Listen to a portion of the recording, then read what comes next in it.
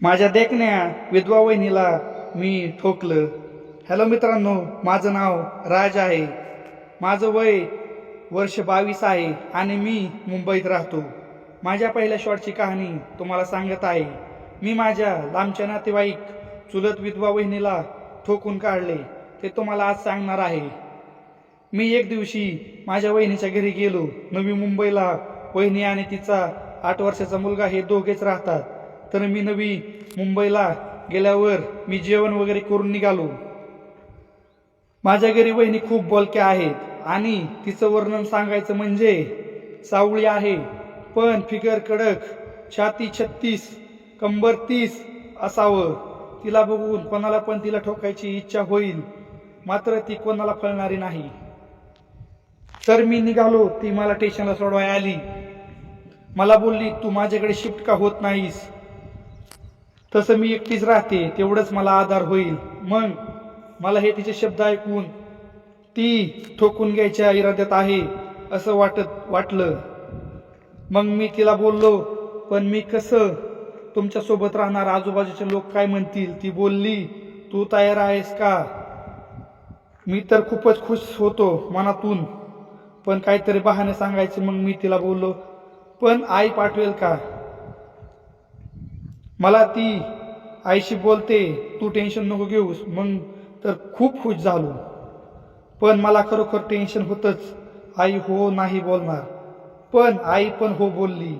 मग मला 4 दिवसांनी वहिनीचा फोन आला आणि मला घरी बोलवले, काम आहे. मी पोचताच वहिनीचा चेहरा फुलला. मग मी विचारलं, इतके अर्जंटमध्ये बोलवले? मग तिने मला सांगितलं, हा रूम खाली करायचा आहे. मी म्हटलं, का बरं?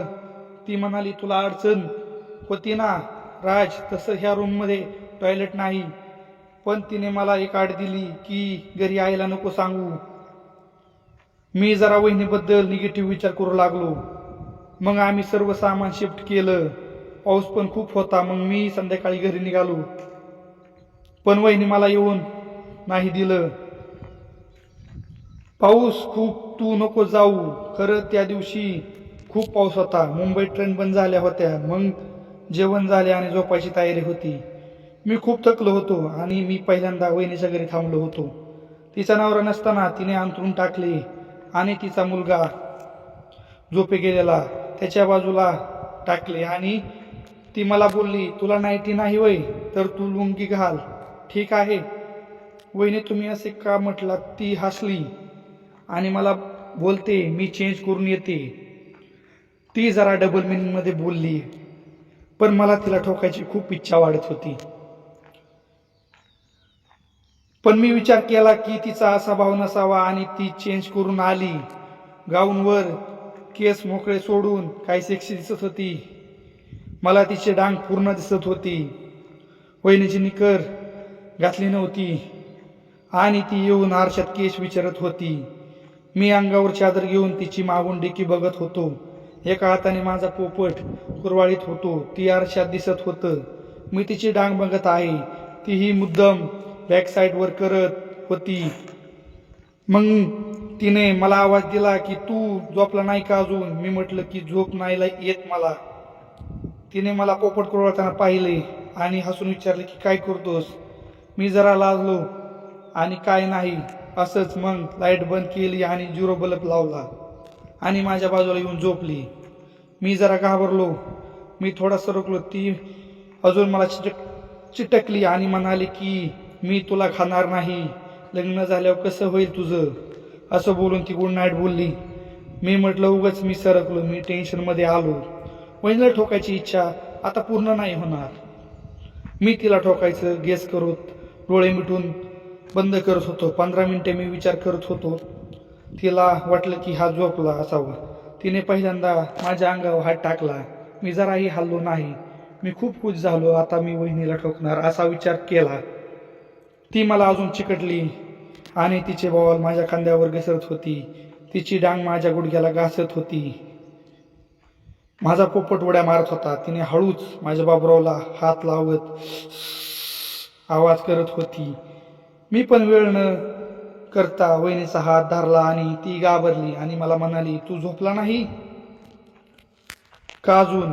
मी मी तिच्या डोळ्यात डोळे घालून तिच्या गालावर हात ठेवून तिला किस करायला लागलो.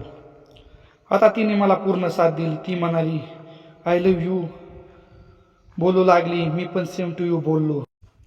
मग मी तिचे पहिले कपडे काढून टाकले आणि तिला गरम केले. ती राज मला खूप ठोक, मी खूप दिवसांनी ठोकून घेत आहे. मी पण म्हणालो तुम्ही सेक्सी दिसता वहिनी, माझी खूप इच्छा होती ठोकायची. ती बोलली हो का. मग मला ती बोलली आता तुझी इच्छा मी रोज पूर्ण करेल. माझी पहिलीच वेळ होती. तिला तर दांडगा अनुभव होता. मी तिला सांगितलं लगेच. ती मी आहे ना जानू. मग तिनं माझी पॅन्ट काढली आणि माझा पोपट हातात घेऊन कुरवाळायला लागली. मला खूप मज्जा येत होती. मला बोलली राज मी तुला शिकवते तसं कर. मी हो वहिनी. मग ती मला बोलली मला रेखा नावाने बोल, आजपासून मी तुझी रांड आहे. तू मला नवरासारखा रोज ठोक. मी तुला त्यासाठी माझ्याकडे शिफ्ट व्हायला बोलले राज. मी होय म्हटलं. मग तिने मला तिचे बॉल चोखायला सांगितले. मी 15 मिनिटे चोखत होतो. मस्त राज खूप छान करतो, खूप मजा येते करत तिने मला तिची मादक गुलाबी डांग चाटाय दिली. तिची पपई ओली झाली होती. मला तिच्या डांगीचा स्वाद खूप आवडला. मी वेडावाने तिची पपई चाटत होतो. तीही मला शाबासकी देत होती. गुड राज, आज तू माझी डांगीची खाज मिटव.